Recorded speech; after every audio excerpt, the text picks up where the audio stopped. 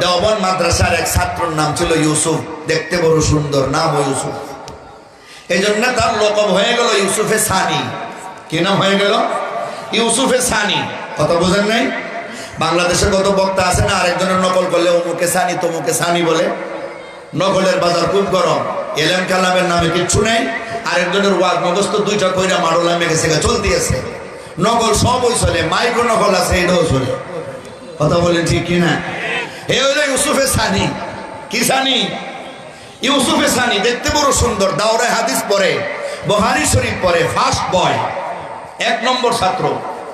রাস্তা দিয়ে যাইতেছে, অনেক দিন ধরে রাস্তা দিয়ে যায়, একটা লজিং থেকে রাস্তা দিয়ে মাদ্রাসায় যায়।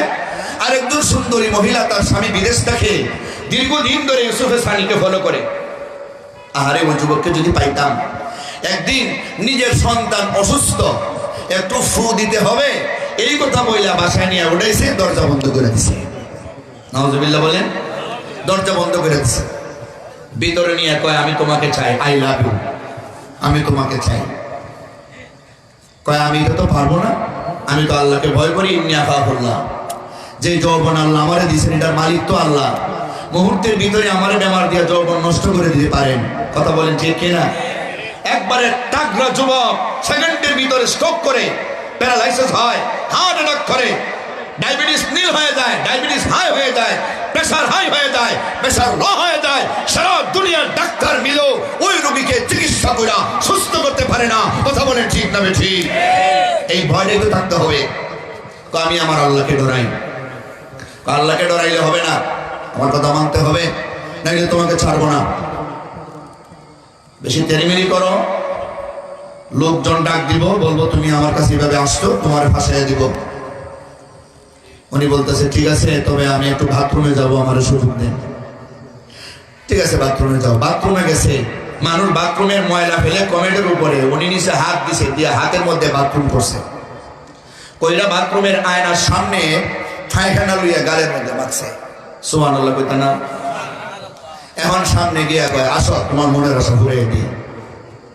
যেমন দুর্গন্ধ আর এই পায়খানা দেখলে মহিলাকে চাইব নাকি?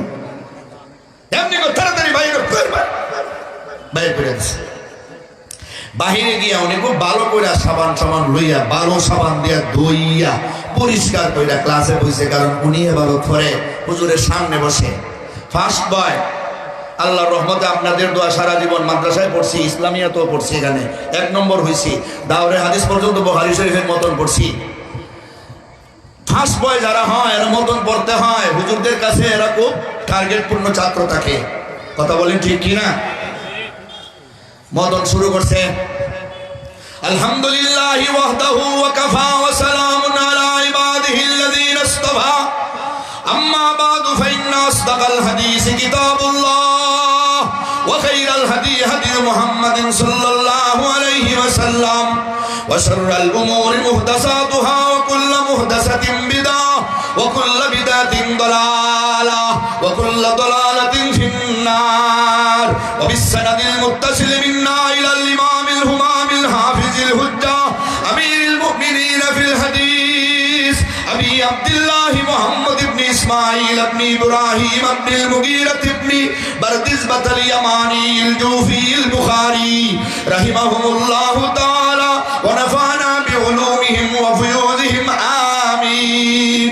ওয়া বিহি ক্বালা হাদাসানা মুহাম্মদ ইবনে আল মুসান্না ক্বালা হাদাসানা আব্দুল ওয়াহ্হাব আস-সাকাফি ক্বালা হাদাসানা আইয়ুব ওয়া নবী কালাবাত আন আনাস রাদিয়াল্লাহু তাআলা আনহু আনিন নবী সাল্লাল্লাহু আলাইহি ওয়াসাল্লাম قال ثلاث من كنا فيه وجد حلاوة الإيمان أن يكون الله ورسوله أحب إليه مما سواهما وأن يحب المرء لا يحبه إلا لله وأن يكره أن يعود في الكفر كما يكره أن يقذف في النار الله أكبر বলেন। বুখারী শরীফের একটা হাদিস সনদ সহ পড়ছে, ছাত্ররা ফরন লাগে, আলেমুল আমারা জানেন, হুজুরে খালি এবারত শুনবেন, এরপরে তার অর্থ ব্যাখ্যা বিশ্লেষণ দিবেন। ছাত্র যখন পড়ছে, হুজুরে এতক্ষণ তো কিতাবটা মেলানো ছিল, খোলা ছিল, কিতাবটারে একদম বন্ধ করে দিছেন, দিয়া বলতেছেন আমার নাকের মধ্যে জান্নাতের মেসকো আম্বরের সুঘ্রাণ আসতেছে। আরো জোরে, কে তোমরা আতর মাইকেছো? দাঁড়াও। ক্লাসের একজনও আতর মাখছে না, কিন্তু সামনে যিনি বৈশা বুখারী শরীফের হাদিস পড়লেন, উনি গালের মধ্যে হাত দিয়া নাকের কাছে নিয়ে খালি শুনতেছেন। ওনার মনে তো বাইরিতেছে পায়খানা যে মাখছিলাম নাকি পায়খানার দুর্গন্ধ বাইরেছে, আর হুজুরে মস্কারি কইরা এটারে আতরের গান বলতেছেন। ওনার ভিতরে তো 12টার পরে 13টা বাজতেছে।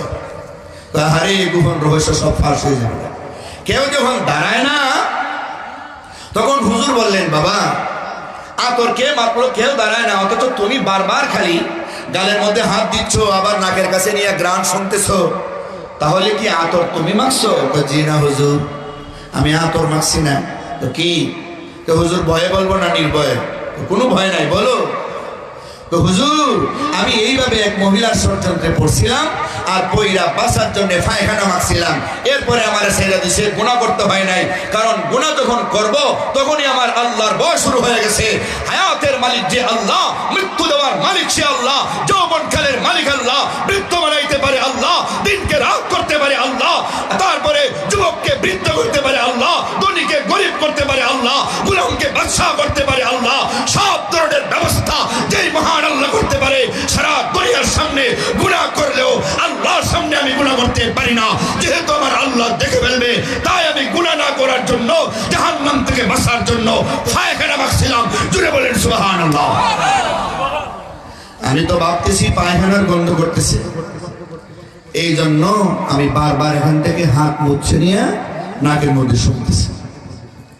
হুজুর এমনিতে ডাক দিয়ে বললেন, ওরে আমার প্রাণের ছাত্র ইউসুফ সানি, আমার আল্লাহ এমন মহান।